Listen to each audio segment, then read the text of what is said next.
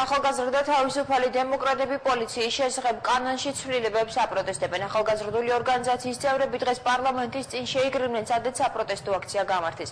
აქციის მონაწილეების განცხადებით, პოლიციის შესახებ კანონის მე-9 პრიმა მუხლი პოლიციელებს აძლევს უფლებას ნებისმიერი პიროვნება გონივრული ეჭვის საფუძველზე გააჩეროს და ჩხრეკა ჩაუტაროს, რაც მათი თქმით დაუშვებელია, რადგან ის მოქალაქეები უფლებებს ყუდავს.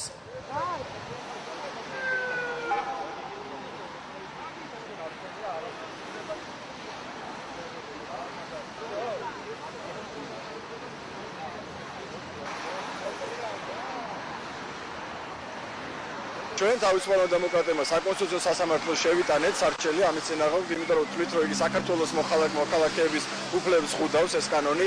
რას ნიშნავს ეს ჩვენთვის ახალგაზრდებისთვის, საქართველოს მოქალაქეებისთვის? მსგავსი პროტესტებით ჩვენ ვიბრუნებთ ჩვენ სამოქალაქო უფლებებს. ყველა ის უფლება, რომელიც წაიღო ხელისუფლებამ ჩვენგან, მისი მოჭარბებული ძალაუფლებით მძრავრობს საქართველოს მოქალაქეობაზე, ჩვენ ბუნებრივია ნებისმიერი ამ ტიპის კანონის და საკანონმდებლო აქტის წინააღმდეგ ვიქნებით ნებისმიერი ჩვენთაგან. ახალგაზრდა თავისუფალი დემოკრატები ვაპროტესტებთ პოლიციის შესახებ კანონის მე-9 პრიმა მუხლს.